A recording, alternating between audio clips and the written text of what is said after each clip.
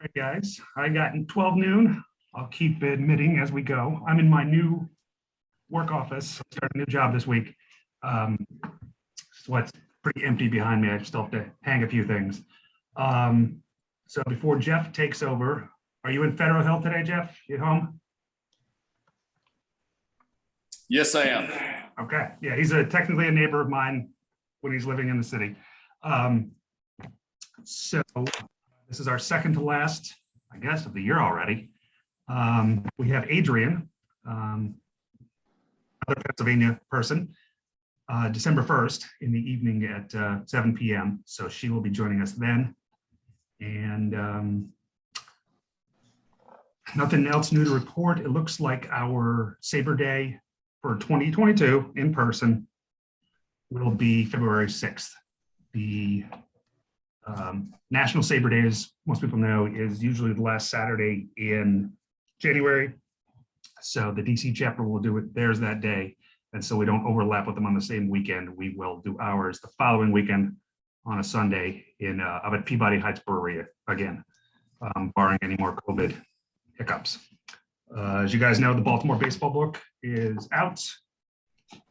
We actually sold out all the copies at the museum over the weekend at the book launch.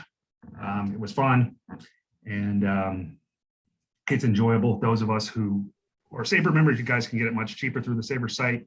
As you know, if you're going to order a paperback copy, and authors even get a bigger discount. How well attended was the book launch, Peter?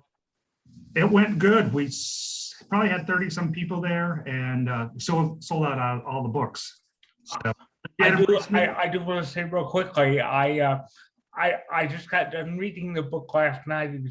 It's very good and it's available for free on the SABR site. Yep, it's good. It's 80 some different articles, so very academic, and obviously the best of the best wrote it. So I don't know if they're carrying it in the Orioles team tour or not. I suggested it, but whether they did or not, I'm not certain. So I will let Geoff take over. I met Geoff years ago when he was with Frederick Keys. I think that was way back in 2016. I'm not sure how long he was there. He'll tell you his bio and whatnot. But our first ever Baltimore chapter event was at Frederick. Must have been June or July of 2016. If you remember that, I think it was Frederick versus Potomac, if I'm not mistaken. And Geoff's been with the Orioles and MASN and stuff, I think since 2019 or 2020. 2020. We'll let him do his bio and tell you some stuff about himself, and I'm sure he'll take some questions. So if you don't mind, those of you who haven't, just go on mute, and I will be here and enjoying just like the rest of you. Go ahead, Geoff. Well, first of all, it's good to be with you guys. Thanks so much for having me.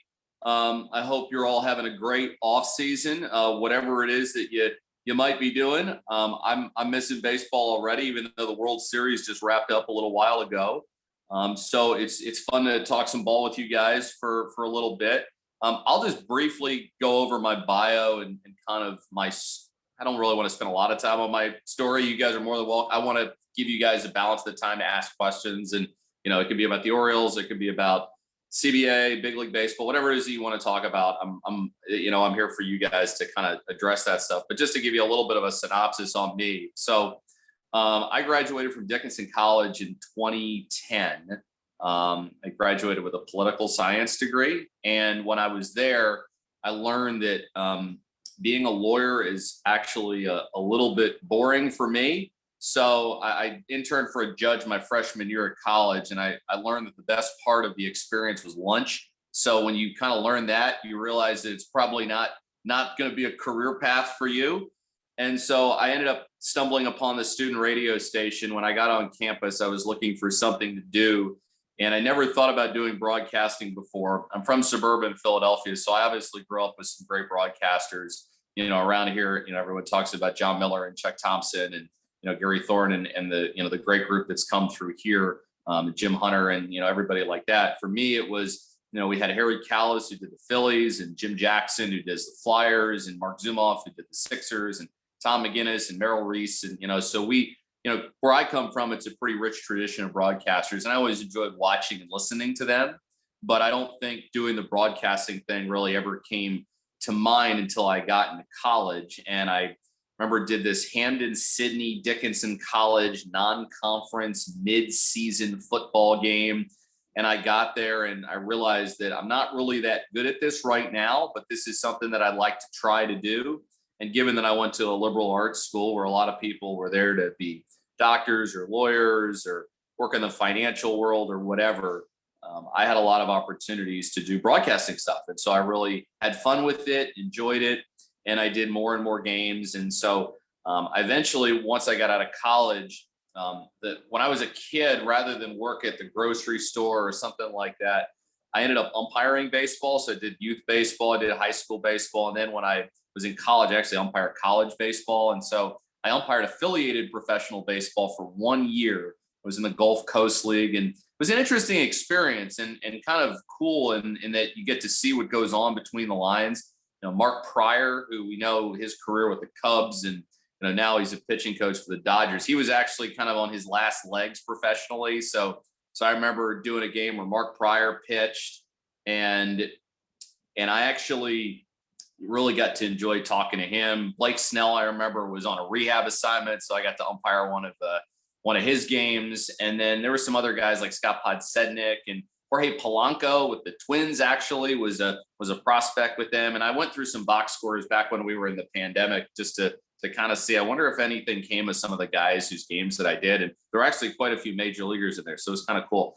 But after a year, I decided that the broadcasting thing was probably a better fit. I went to work at a place called IMG College. It's now Learfield IMG College, and they own the broadcast rights of a lot of these, major college programs. So, anything from UCLA to the University of Georgia, just some of the biggest programs across the country. And I kind of got, I'd say my radio broadcast master's degree from there, and learned about production and worked with some excellent broadcasters and some of the best in the business. And so it was a great learning experience and education. And while I was there, met a friend of mine who got a job to do AA baseball for the Texas Rangers AA team in Frisco.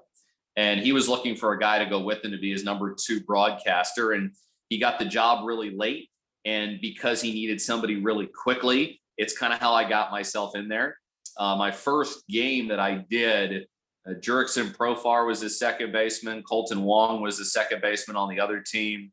And it was a really good team. We actually played the same team in the championship series.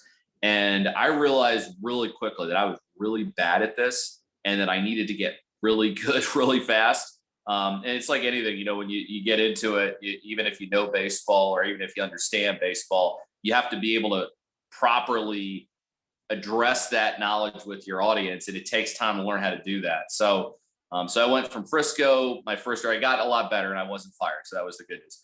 I went from Frisco right to Wilmington, which is the team in the Carolina League. They were a Royals affiliate. Loved my time there. People were great, awesome staff. And then I went from there to Frederick, which I spent 5-6 years there. And then in the off season, I gradually started doing work on television and doing some stuff with the ACC network and, doing some stuff for 106.7 The Fan in DC. I was working for them as an anchor and as a host. And I did all kinds of stuff until I got this opportunity. And since 2020, I've been doing mostly radio. I'm our main radio person. And then I did about a dozen games this year on MASN. I've done about 20 the last 2 years. And it's been great watching, doing Major League Baseball. It's been very weird, and I think that if you look across the sports landscape right now, and I was reading something this morning about Jim Jackson, who does the Flyers. They're still in studio doing their hockey broadcasts. And, you're still seeing that across the sports landscape right now, where broadcasters are continuing to adjust to doing games remotely. And it's not quite the same as being there.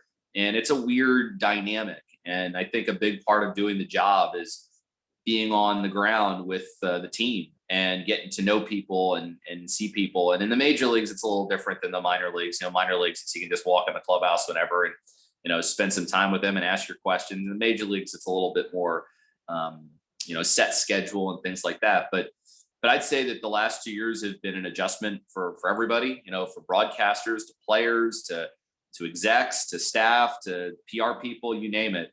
And, I'm looking forward to hopefully 2022 being a little closer to normal and, hopefully seeing the Orioles take another step forward in their rebuilding process. And definitely not easy to do in the American League East, probably as hard as it gets is I would say what the Orioles are in right now, to move from, going from where they were, where they kind of bottomed out in 18 to now where they are at this point, trying to keep pace with the Yankees, the Rays, the Blue Jays, and the Red Sox. And so I think that's a big reason kind of, why all this is going on. And I think also, you take the pandemic in when you lost a minor league season of development for a lot of your key prospects. So, my hope is that things will continue to trend in the right direction next year and, hopefully call a few more Orioles wins. But that's kind of my story. If you got any other further questions about that, I'm more than happy to answer them. But I kind of wanted to give you all the time to sort of answer your questions about whatever it is that you want to know, be it Orioles related or something else. Well, guys, go ahead. Either ask in the chat or just raise your hand. There's only about 10 of us here. As you know, guys, this is being recorded, so it'll be on the SABR site within a few days. So, Geoff, quick question.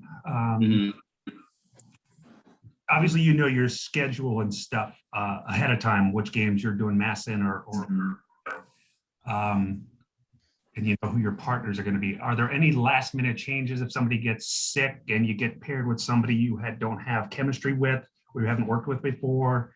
Can that kind of stuff happen? It can happen where, last minute stuff comes up and changes get made.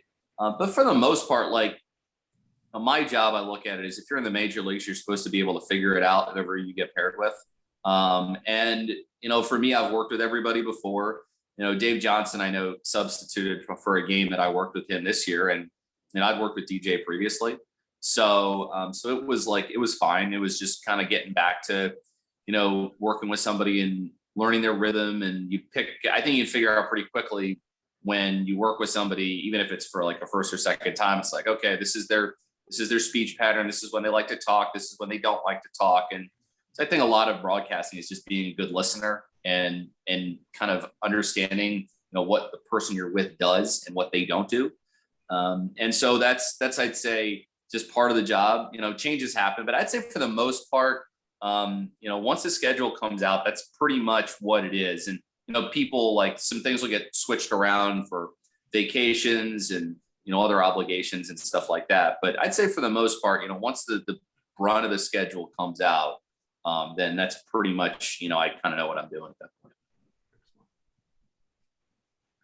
All right, guys, come on. You're all, a lot of you Orioles fans. Don't be shy. I'm trying to think of something. Pick on the professional. I'll ask you a question. You do the radio broadcast for the Orioles? Yes. Where do you broadcast from?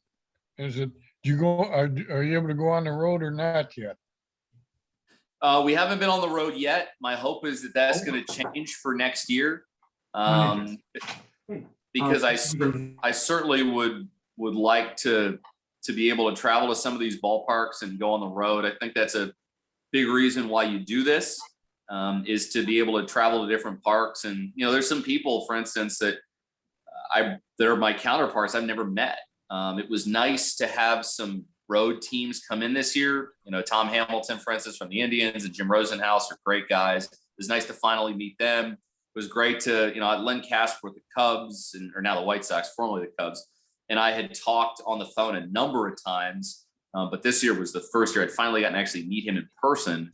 So I'm really hopeful that we're going to get back on the road at some point soon.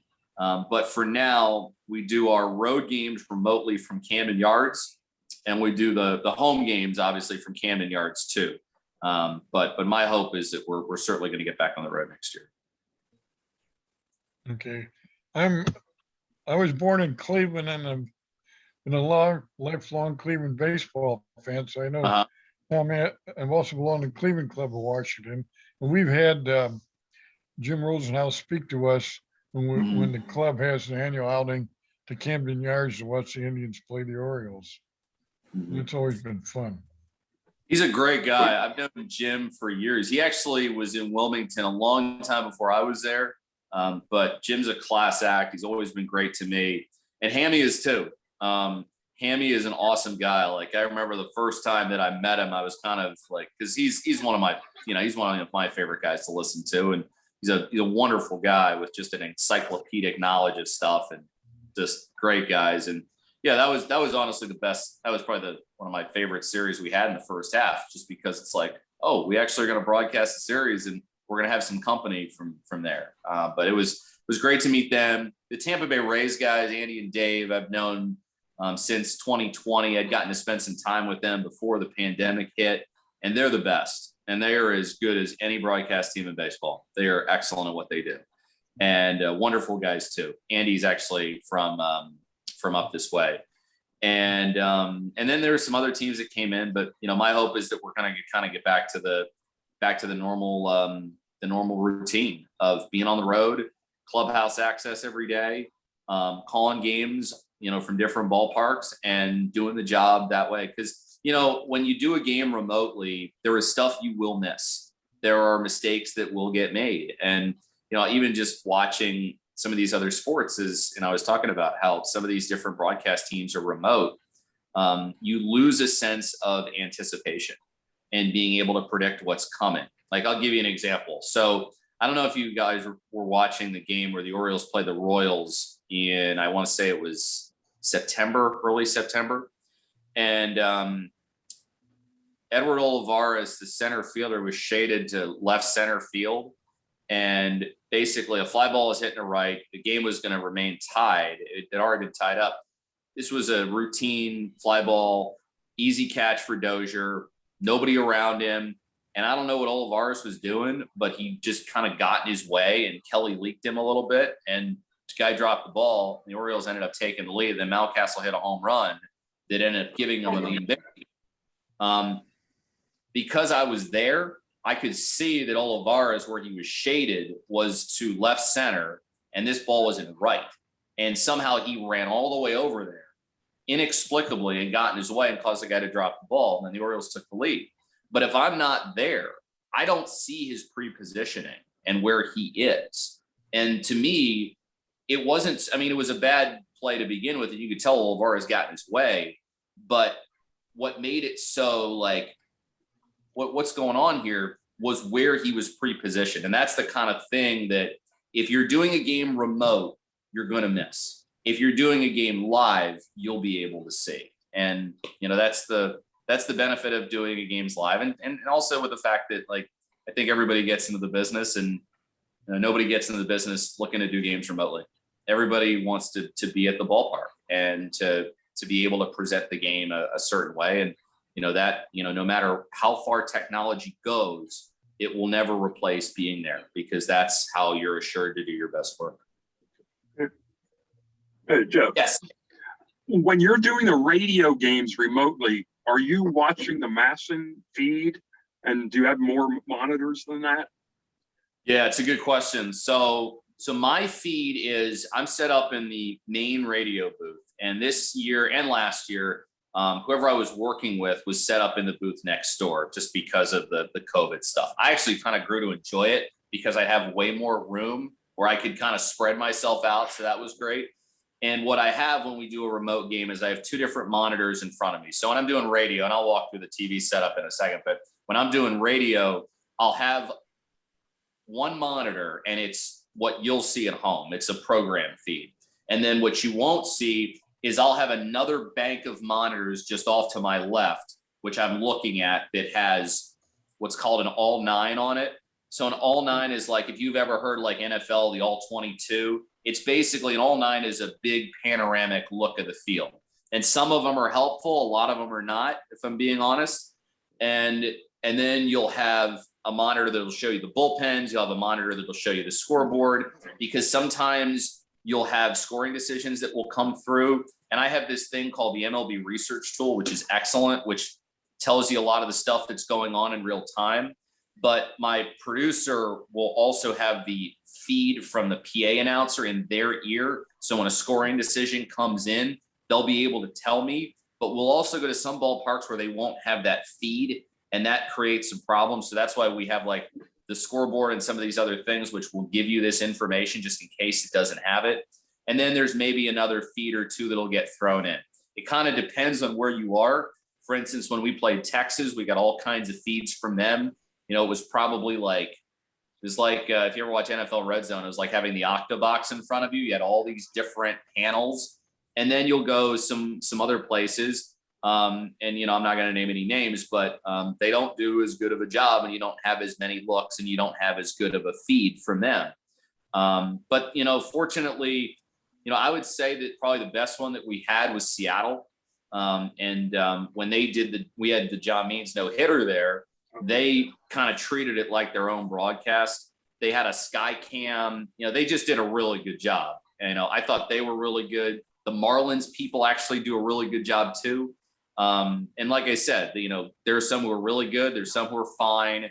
And then there's some that are just not that good. And, you know, that's the other thing about kind of remote broadcasting, in at least the MLB. I don't know how it works in the NHL, but I know last year with the NFL, from talking to somebody who was on the production side of it, and football is a different game. You know, baseball is kind of like it's balls and stuff going all over the place. Like, you know, one is here, one is here, one is there, one is there.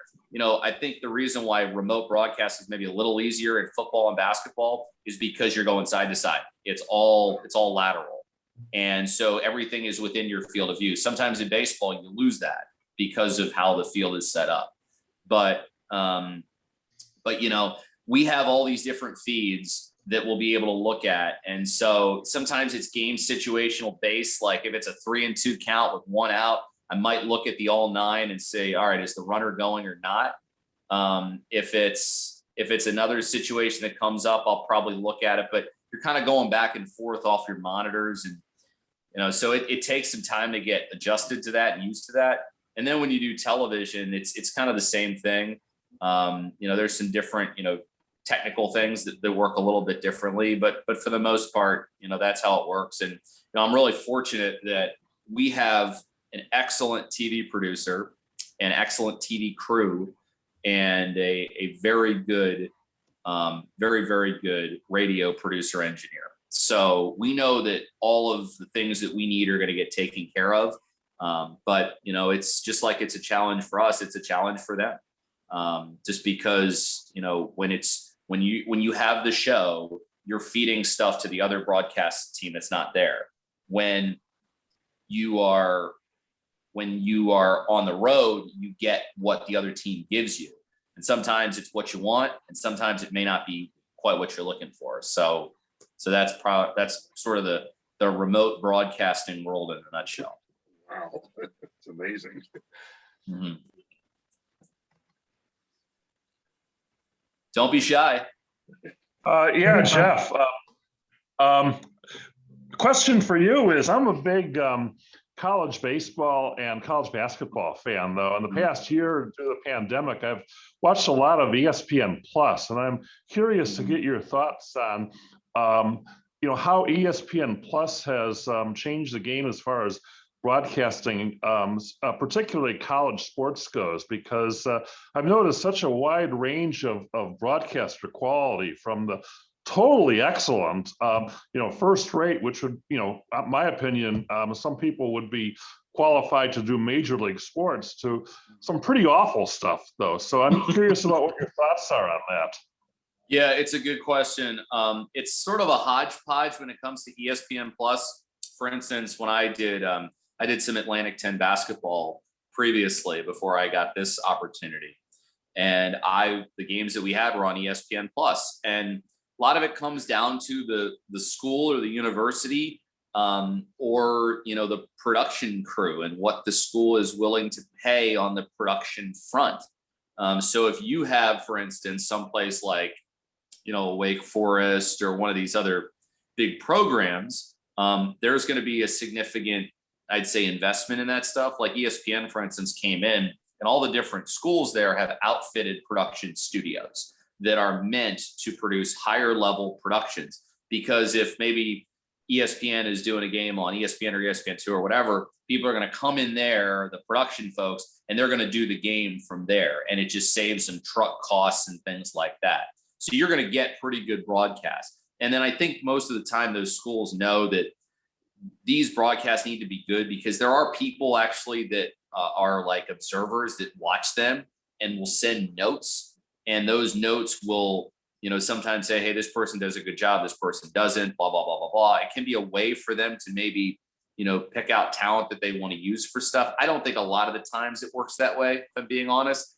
But either way, ESPN does care about its product. And I actually work with a college basketball analyst who, in addition to calling games, I worked a couple of ACC events with him. He is actually one of those observers, people that watches these games and sends notes to somebody who will then tell the schools, hey, this is good, this is not good, this is good, this is not so good. And so, like you talked about, there are people broadcasting these games they're really good, that do a really good job. There are actually smaller schools that take it super seriously, that do an excellent job. And then there's some where you're just like, I kind of thought that this would be a better production than it actually is. And it might just be because the school doesn't pay for a very good production outlet. It might be because part of what the school is doing is using its students to run cameras and all these different things. And if you're paying a student camera person minimum wage and it's just a job that they're doing to get by, they don't really want to do it, then you may not get a very good product. And it's kind of a learning ground for some schools, and they treat it like that. There's nothing wrong with doing it that way, but it means that the quality you're going to get is going to be inconsistent. And then there's some schools that take it, like you said, extremely seriously. And but that's kind of ESPN Plus. They have so many events and so many shows, and because of that, and then there's things like the NHL. You can go and watch any game there, and MLB and different things like that. Those are obviously produced by regional sports networks and teams, and they have the resources to do that. But it's mostly just which school is it and what sort of resources do they have? And those with the bigger resources do the better shows, and those with resources that aren't quite as good don't do as better shows. And when they don't, ESPN and the people that observe that stuff, because it is on their platform, they tell them about it. Yeah, I've noticed that it seems to be the mid-major schools where there's the greatest degree of difference in quality. Mm-hmm. Yeah, I worked some events, and I worked at one school which they did a really good job, and I worked at one school which I would say was kind of inconsistent, up and down. There were certain days where you'd show up and you're like, okay, this guy is our producer today. This guy is our producer every day. He's solid. He understands what I want to do. He's not like the producer I have on MASN, but like he at least kind of understands the show, what we want to do. He has the graphics done. We're ready to go. He has a graphics person with him. And then it's like, all right, this person's directing and this is a good director. And then he would say, oh, this person's directing and they're a lousy director. And the people that in the truck who produce and direct, like those are real skills. And that is something that takes a long time to learn how to do. And, the ones who do it well are paid really well. And then there are a lot of people who do it and they don't do it as well. I can say that, it's sometimes frustrating when, the camera person will be on this panel and they'll push the wrong button and you're doing a remote game and it's like line drive to, well, I guess that was a bad punch.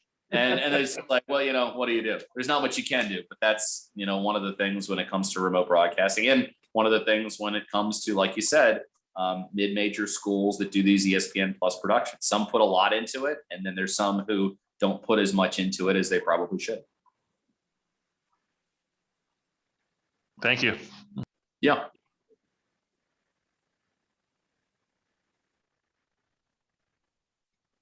Anybody else?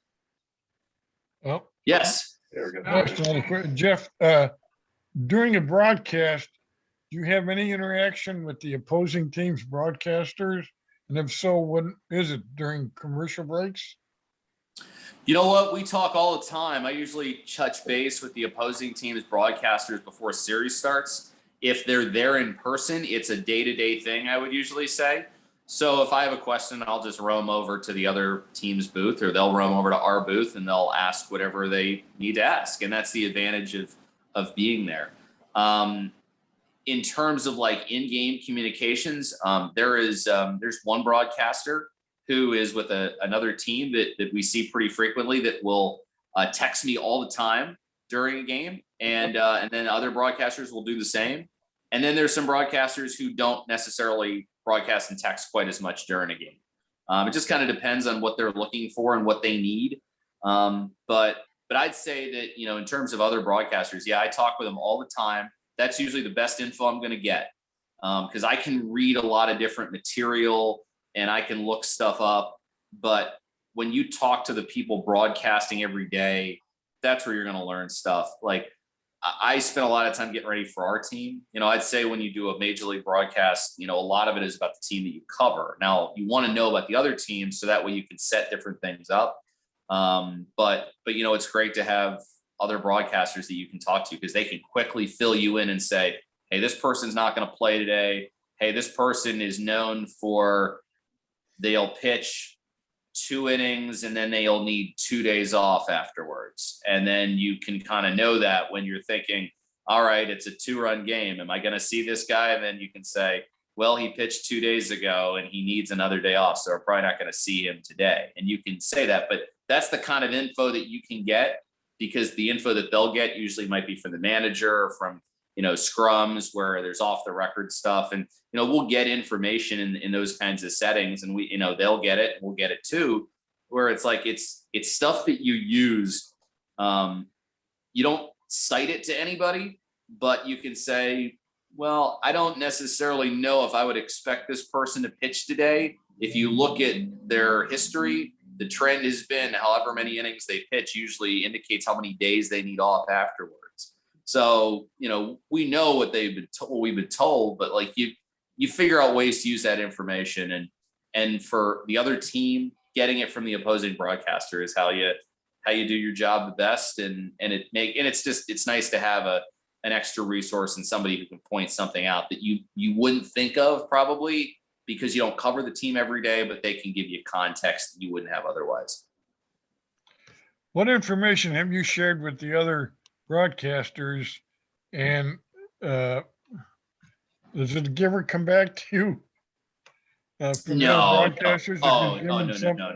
No. I mean, I think that a lot of times, and I think this is true when you're speaking to members of your coaching staff. You know, there's a time where we'll go into a scrum every day with Brandon Hyde and people will stick recorders in his face.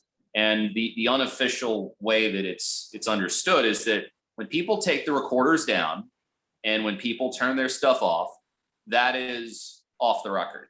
You know, this is getting some context. Hey, I noticed this. What's the deal with this? Hey, I saw this. Can you explain this? Like, there was one time there was a situation that came up when we were with the Phillies, and Brett had brought up a point about something the previous night, and I was interested. I thought he made a really good point. And before we started the manager's show the next day, I asked him, hey, we were talking about this. Did you consider doing this? And then he said, yes. And this is what we wanted this person to do, and they didn't do it. And then that's the kind of stuff that, you know, if you're, you know, I can go down on the field before the game and I might say, hey, what's the deal with this person? Hey, what's the deal with this person? Or, and it's like, I'm not going to like cite the person by name when they tell, if it's sensitive information, you're not going to throw the person under the bus and cite them. But I think there's kind of an understanding of, there's a way to do your job.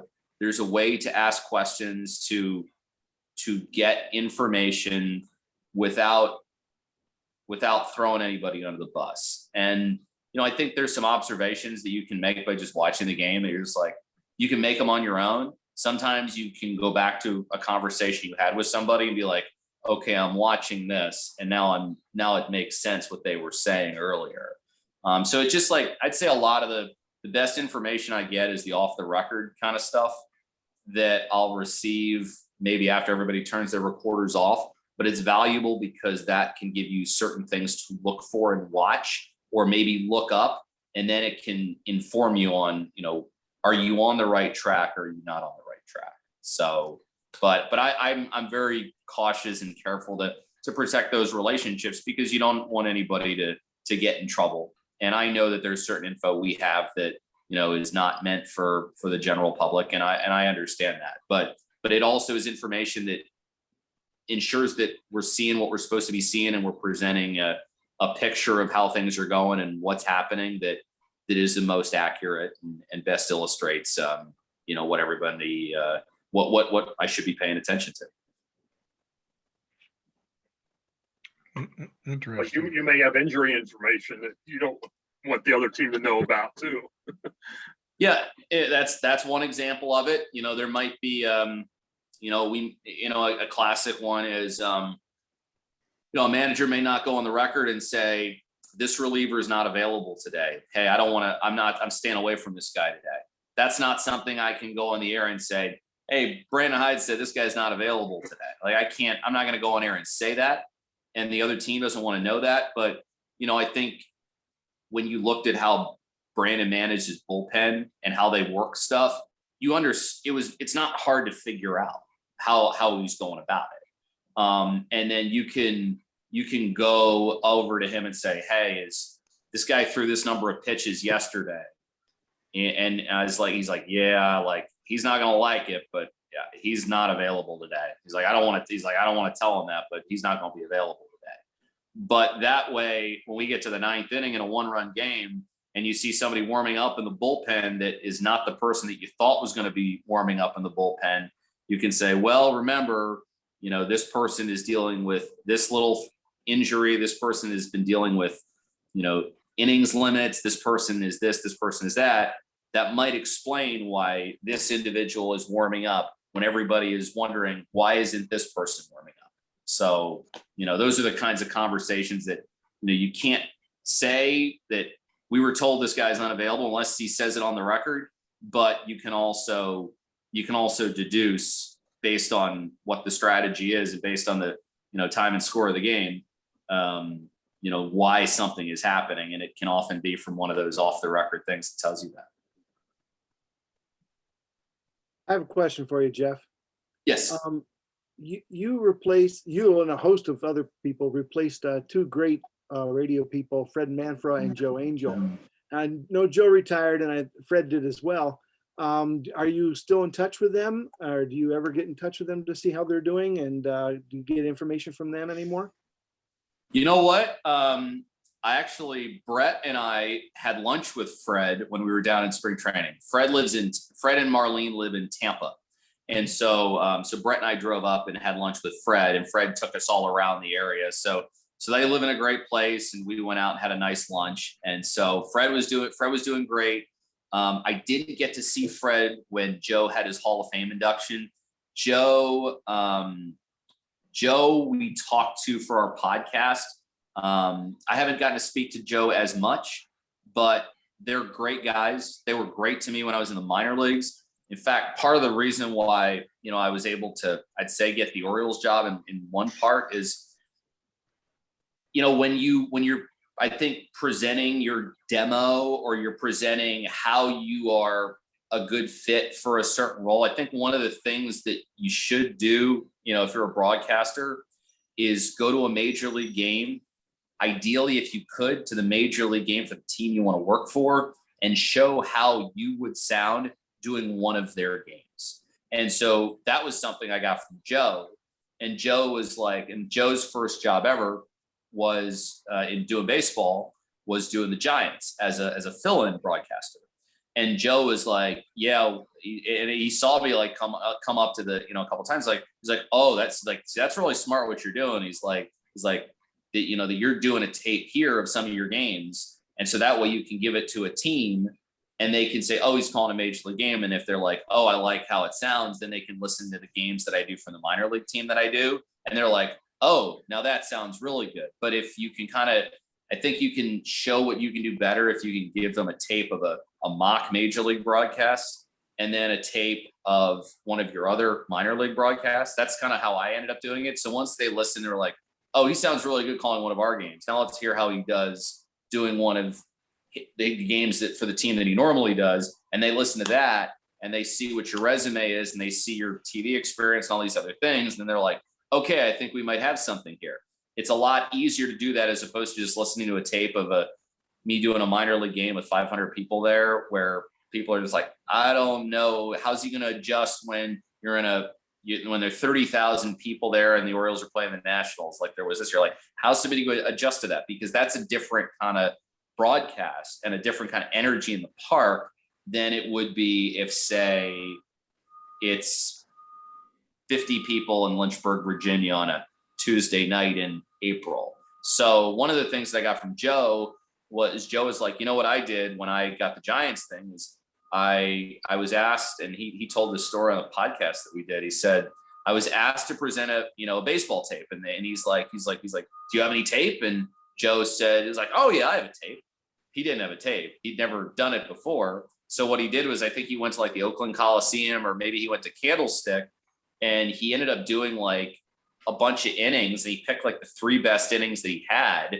And that's what he turned in to the person running the search for the role. And so he got hired as the sports director. And then when so-and-so would miss a game, then he would fill in. And that's what started for Joe an illustrious career, which I really hope is going to end on him going into Cooperstown at some point. So, it's funny because like Joe told me, he's like, hey, what you're doing is like, that's how I ended up getting a major league job. And so it turned out that, a tape that I ended up using for when, the Orioles reached out to me about an opportunity here was the first tape that I sent them was of a game that I did on a random Monday evening when our team was off and they were playing the Kansas City Royals. So I sent them a tape of that, and then they listened to some of the other stuff and watched some of the TV stuff. And, but I think that, that's some of the advice I got from Joe. And, I think that, I learned too by going back and watching some of their old broadcasts that they did and how they worked together. And, they were great. And when you have a run that long, it just illustrates, how good that they are. They're as good as any team to do it. And so to answer your question, I don't talk to Joe as much, but Fred, my guess is hopefully that Brett and I'll get to see him again in spring training, and we always see him when they come back into town.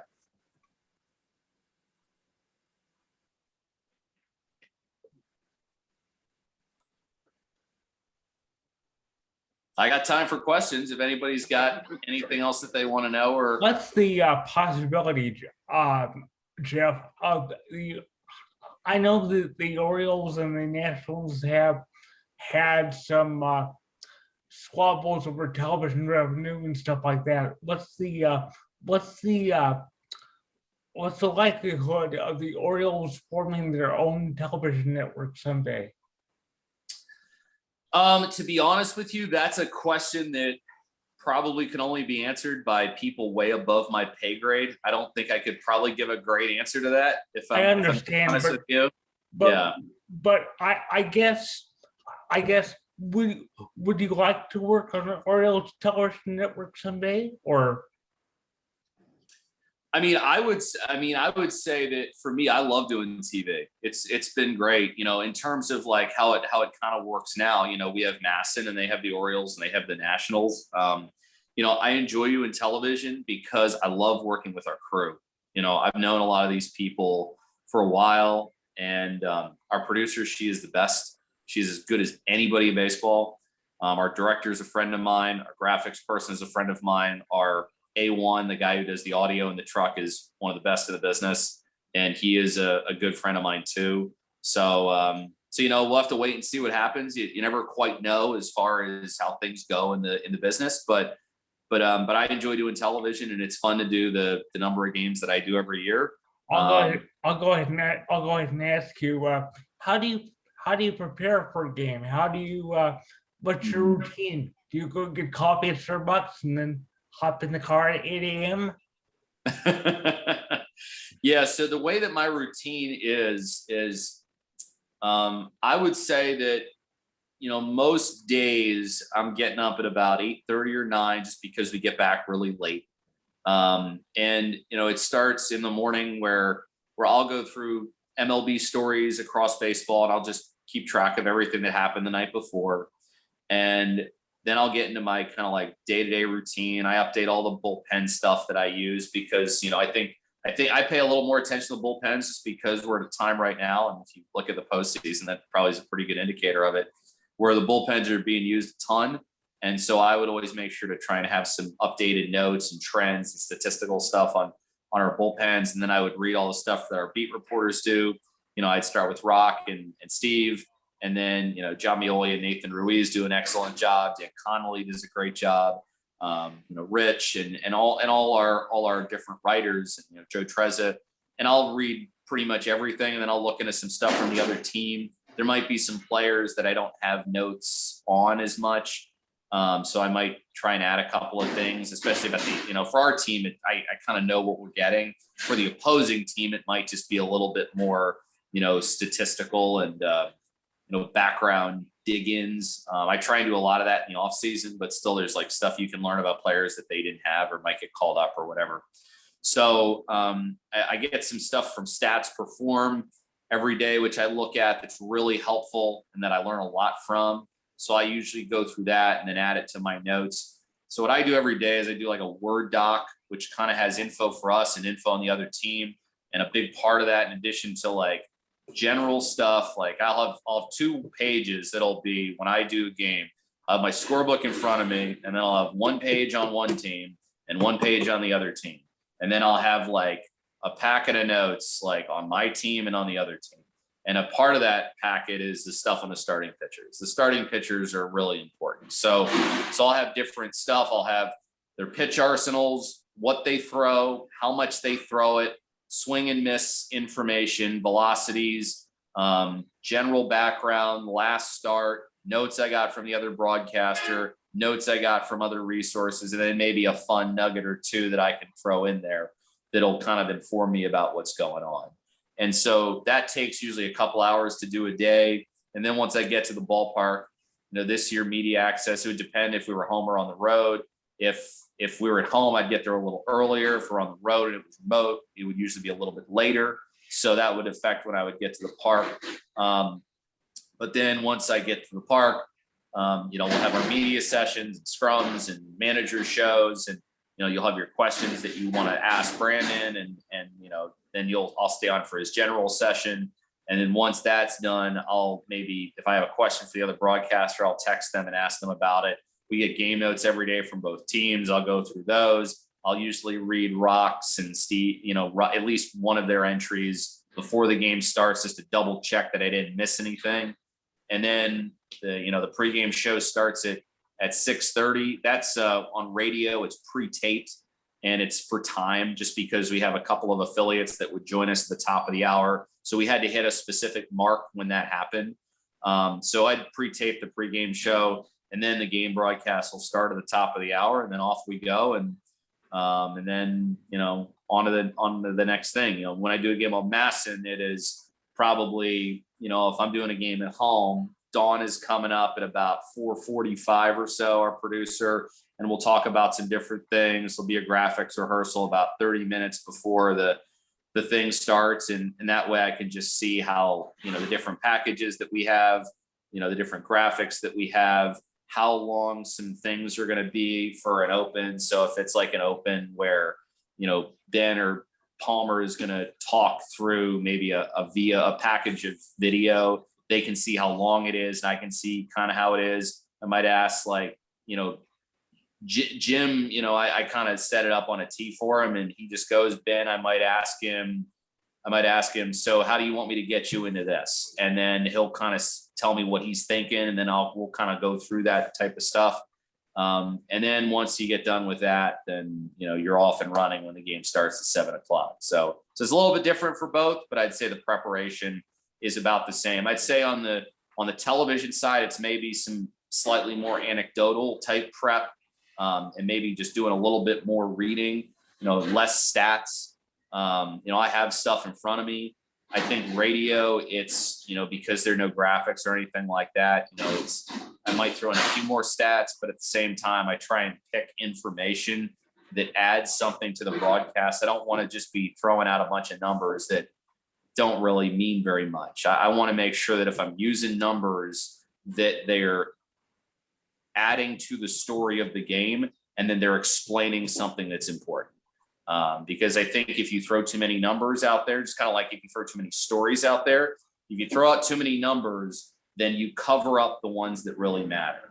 if you throw out too many stories, then you basically are having people trying to remember all these different things. And it's just like, you know, if you tell one really good story or two really good stories, it's like, oh, that's something I can remember. That's something I can tell my friend about. Hey, did you hear about this? Hey, did you hear about that?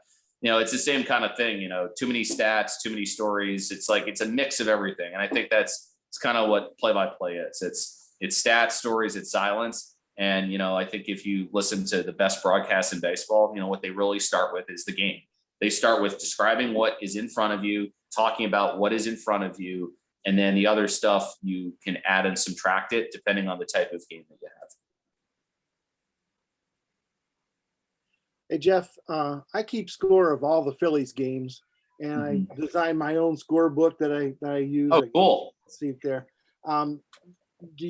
What kind of scorebook do you use? Is it self-designed by you, or is it prefabricated by a sporting goods company? What do you use? I used to use the Bob Carpenter scorebook. Okay. I think Bob has a really good format, and I've used it since I got in the minors, and it's been super helpful. What I have debated doing, just because the season is long and because the games are very different in spring training as opposed to a regular season game, I've debated in spring training just getting these score sheets that we're given and just using those in a spring training game, just to be a reminder of just talk about the game and just talk about what's in front of you, because your scorebook's going to get really messy anyways, and you're not going to go back and probably be looking at stuff from a spring training game when you're going back to cross reference things. If you were there, you're going to be able to remember it. If you can maybe slightly remember it, but I'm not going to go back to look at any pages from spring training games. There's just no point in doing that. So I've debated, just because spring training games can get a little bit weird and messy, and there are lots of changes, of just taking one of the score sheets and just using those.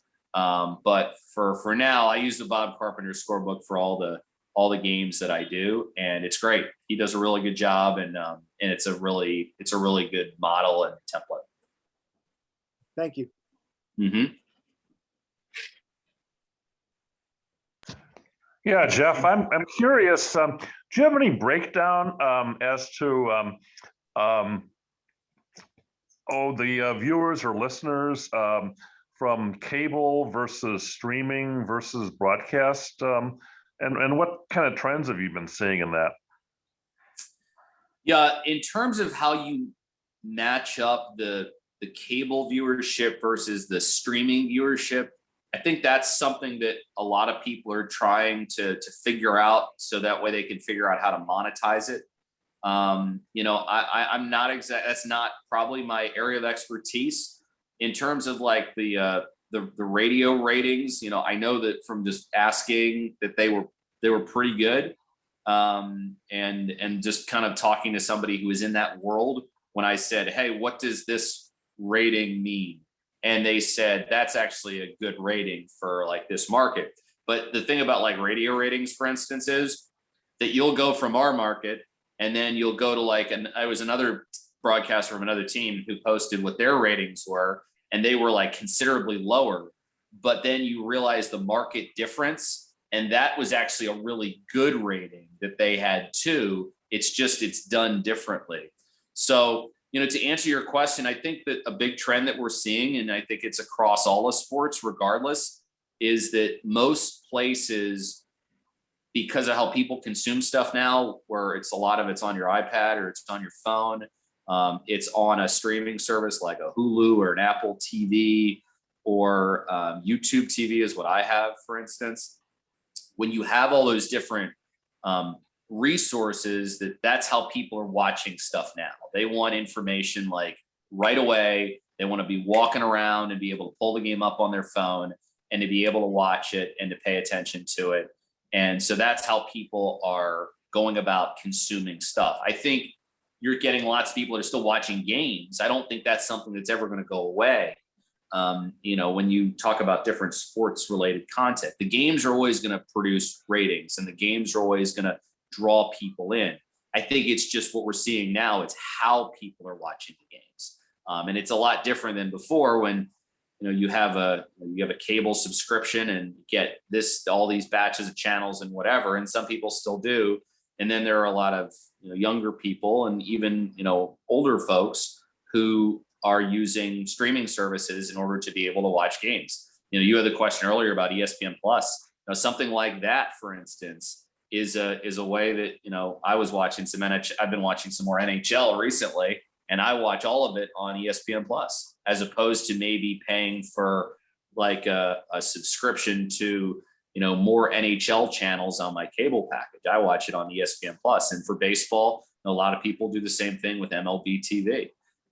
And other people will watch different ways. People will pay for audio subscriptions to be able to listen on their phone when they're running around or when they get in their car, rather than flipping on 105.7 The Fan or whatever flagship station or whatever station carries the games. They might just go to their phone and just pull it up on the app, and that's how they're going to listen to the games. People are still paying attention. People are still listening. It's just the way that they're going about it is different.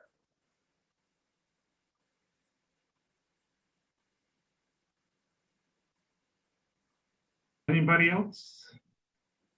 I have a question. Yes. Geoff, when you did Atlantic 10 basketball games, did you do any George Washington University games? I did a lot of George Washington games, ton of George Washington games. That's my alma mater, and we Raise high. started a radio station back in early 1960s. Oh, And wow. One of my classmates went on to bigger and better things at GW. His name was Mike Fitzpatrick, which was his real name, but he went up being a broadcaster for ESPN on college basketball and baseball games. His name was Mike Patrick. Oh yeah, absolutely. He had an incredible career. I remember him from he was on Versus too and did a lot of the hockey stuff. He was excellent.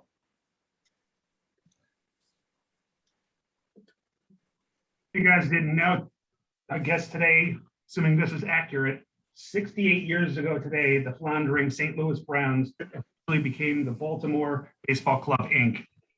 And then played their first game in Baltimore a couple months later in '54.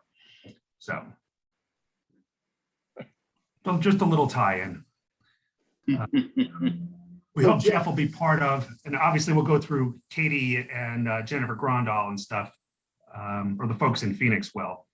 We more than likely, and past conventions, they've had a panel of local broadcasters sometime during the convention. For anybody who hasn't been to a convention, as you know, there's big panels and there's nothing else going on. And then after the big panels are over, there's all the smaller presentations, usually two going on at the same time in different locations that you can go and see. So hopefully Geoff and some of his colleagues, maybe Melanie, whomever, we'll have them on a panel sometime next August. So. Bob, did you have another question? I did, thank you. Are you employed by the Orioles or MASN or WJZ Radio? And if there's a work stoppage, will you still get paid? Oh. I'm a MASN employee. So the way that it works is, like, when it comes to broadcasters, some are employed by the team directly. Some are employed by someplace like MASN, for instance, for me. Some are radio station employees. And so, but I'm employed by MASN, and, I'm essentially, it's essentially being an Orioles employee, because MASN is an Orioles subsidiary. So, to answer your question, I think that every team, it sort of depends. My hope is that there's not going to be one to begin with. Like, if you start spring training a couple of weeks late or something like that, then I would imagine probably not. Now, if it were to be a little bit more serious, that would probably be a different story. But I think we're all kind of keeping our fingers crossed that it won't be. I think everybody realizes that with the amount of money that was lost from 2020, and with 2021 largely being a year where teams are trying to recoup and trying to get their financial houses back in order, that nobody wants a work stoppage, especially after what we just went through in 20. And so I'm pretty optimistic that something is going to get done. There'll be some posturing, I'm sure, along the way, where you'll get to the second, and then the owners will lock out the players and things like that. And there'll be all these different, maneuvers and stuff like that. But I'm pretty confident that something is going to get done, and that we're going to, my hope is that we're going to start spring training either on time or as close to on time as possible. Especially because, you look back at, when the last one was, when the last time that all this happened in '94, and there are people that still haven't come back. And that left so many sour feelings among everybody. And I don't think anybody wants that again, especially after what took place 2 years ago, when we already had to live without baseball for, a large chunk of the summer on account of COVID. And then things got delayed because of the tete-a-tete between the Players Association and ownership on across baseball. So I don't think anybody wants to go through that again. And, I'm cautiously optimistic that that's going to be the case. Thank you. Mm-hmm.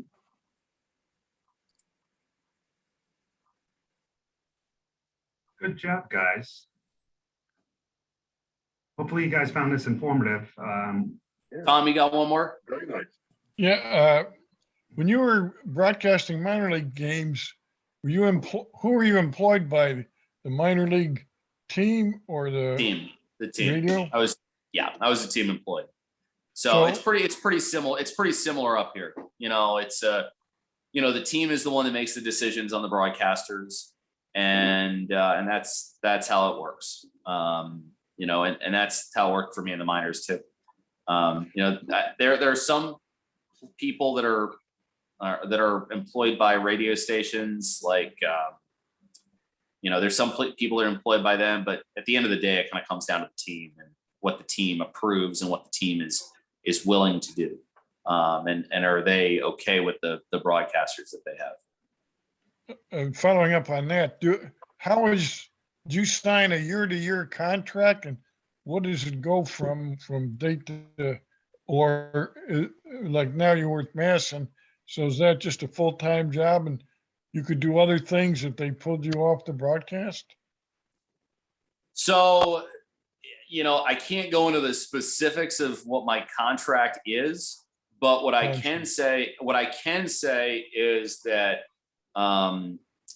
it depends on every team. There's some broadcasters who might have 5-year contracts with a team.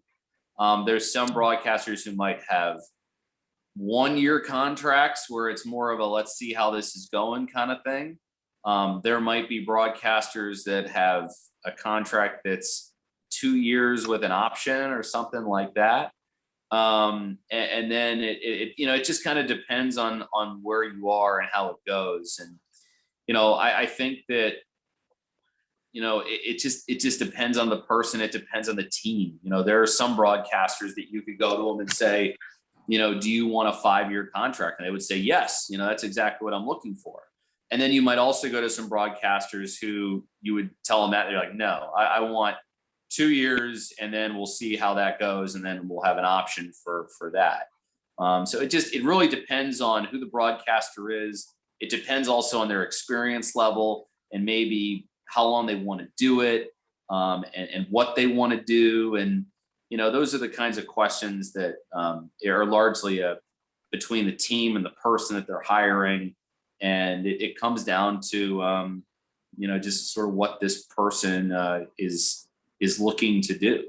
And everybody's different, and everybody's needs are different, and every team handles it a different way. And then for places that I would guess, and I don't know this for a fact, but I would guess it's like a radio station employee, if the radio station has maybe a 2-year deal with a team, a 2-year radio deal with a team, then probably the most that they could offer this person is a 2-year radio deal with the team. Because if they lose the rights, then I'd be guessing that they would still be on the hook for paying the person, even if they didn't have the rights to the team.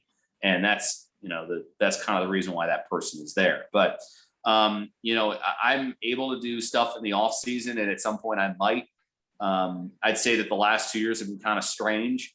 I do enjoy having some time off, but the hope is to probably do some stuff in the off season at some point. But during the baseball season, it's really, really busy.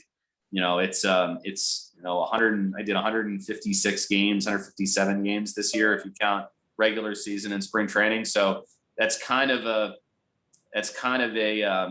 full like year's worth of work, or probably more than a full year's worth of work in about 6 or 7 months or so. So I would say that, it'll kind of just depend. I would like something maybe in the future where I have some things to do that are going to keep me busy, but also not going to keep me as busy as I am during a baseball season. Very interesting. Thank you. Mm-hmm.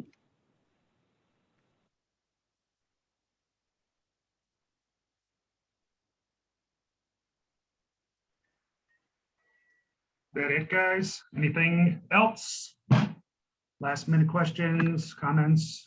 Thank you guys for taking time out in the middle of the day, of course. Yeah, Tom Henrihan, can you hear me? Yes, Tom, Hey, go Tom. ahead. Hey, missed the first 50 minutes, so I apologize if it's a repeat question. Favorite radio announcer, would that be different from a favorite TV announcer if you someone who does better than the other? Oh, it's a good one. There are a lot of great play-by-play people out there. I'll tell you what I'll do, and I'll kind of give like an overarching statement here. I think Fred and Joe were great, and they were great for a really long time. And the same thing was true for the different folks that came in before me as well. Chuck Thompson, I've heard tapes of him doing games, and but in terms of like favorite radio announcers to listen to, I would say John Miller is on that list. I think he is still at the top of his game. He can figure out ways to make anything sound interesting and entertaining. And his ability to bring you in and connect you with the game is still, just as good as anybody to ever do it. So I'm a big fan of him. I'm a big fan of Ken Korak with the A's. Ken is kind of what, to me, baseball sounds like, honestly. And then I'd say, I've listened to a lot of guys. Dave and Andy with the Rays, to me, that's the best. To me, that's one of the best broadcast teams in baseball. They're engaging, they're funny, they're entertaining, they work so well together, they make the game fun, and they do it really, really well. They've been together for a long time, so that certainly helps as well. But I think they're great. And then Scott Fransky with the Phillies is excellent. He is. I've known Scott for a while. I think he's funny. I think he's hilarious. I think he kind of knows exactly, how to do it and how to work with LA and Kevin Franson in a way that just makes it a really entertaining broadcast. And I think he's great. But then there are other guys too. Like I didn't mention Eric Nadel. I think Eric is a craftsman at what he does. He is as good at describing a game, I think, as anybody who's ever done it. And I've gotten to know Eric, and getting to see him during the year was really cool, because Eric's a class act and is really smart and is really good at what he does. And then on the television side, Brian Anderson is somebody who's mentored me for the last couple of years, and is somebody who reached out to me after he heard a couple of my games last year, and was really kind and was really, had some really nice stuff to say when he didn't have to. And I didn't know him previously, but I think he's as good as it gets, when it comes to how to do television the right way. I thought he had a great postseason. In terms of other, TV people that I would say, I think Dan Schulman's great. He's really, really good. And I'm trying to think who else. I'm leaving people out, I'm sure. I know Joe Buck gets a lot of heat, but Joe Buck, I think, is really, really good. He's one of those guys that doesn't make many mistakes. He's just on top of everything, and his calls are just right. So, but I'd say probably my favorite TV play-by-play guy for baseball right now is Brian Anderson. Thanks.